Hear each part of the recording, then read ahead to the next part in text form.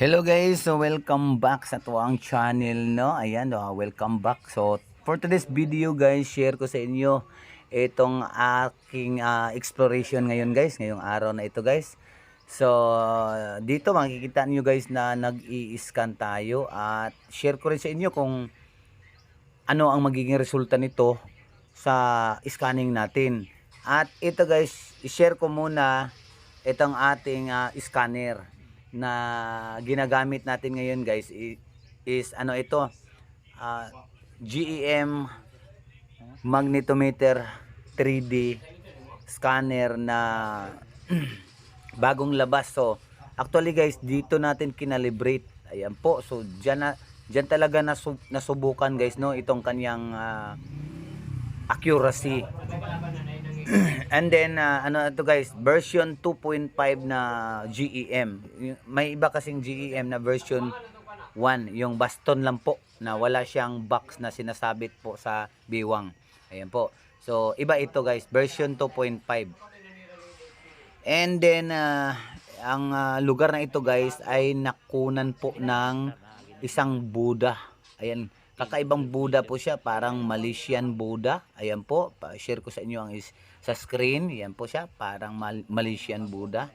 Na ito, ang liit niya nito guys ay ano lang siya, isang dangkal lang siya. Ito guys, tatlo ito ha. Dito mismo sa lugar na ito, sa ibabaw mismo nitong nakunan, iniskan natin, sa ibabaw pa siya guys. So tinanong ko yung may-ari kung paano nakuha, hinukay ba ninyo? Ang sabi nila po ay lumutang lang siya nung malakas na ulan, tapos yung lupa,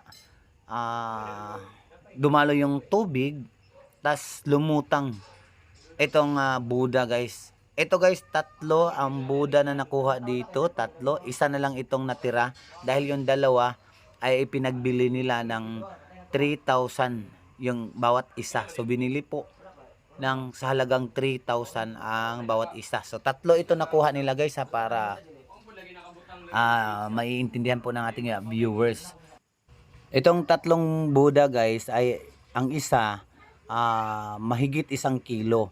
Tapos yung dalawa wala pang 1 kilo. So yung dalawa na bininta nila ng tag 3,000 yung bawat isa, isa na lang po ang naiwan sa kanila guys. Itong 1.5 kilo ang naiwan sa kanila guys. Ayan, so continue tayo guys. Tingnan nyo ang ating baston. Gamitin natin yung sound mode dahil tapos na yung pag-3D niya. So gamitan natin ng sound mode.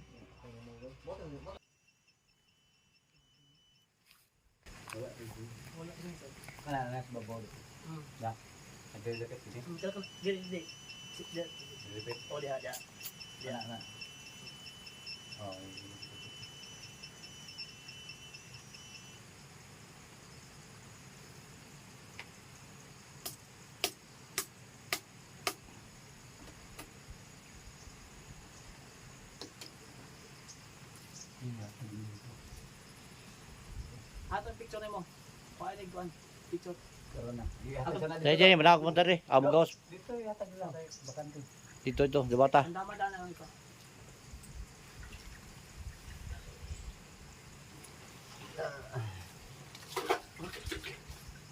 Kira.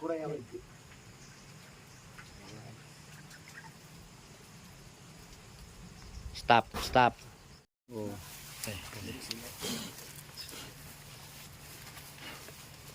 Aman inyong cellphone. Oh, nara likod.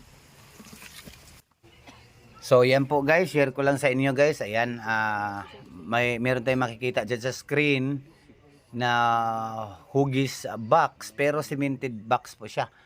Kibali, parang box sa ilalim tapos coated by cement. So yan po, kasi napakaganda yung ano niya, napakaganda ng lugar na yan dahil na-detect nila, meron silang sariling detector at locator. Tapos in-scan lang natin guys for follow up. Di ba? So, yan lang muna guys, no? So, kung meron kayong itanong guys, comment na lang below. And then thank you so much for watching guys. And then tomorrow is ano tayo? Sa ibang lugar na naman tayo bukas, di ba? So, yan lang muna guys. Thank you so much.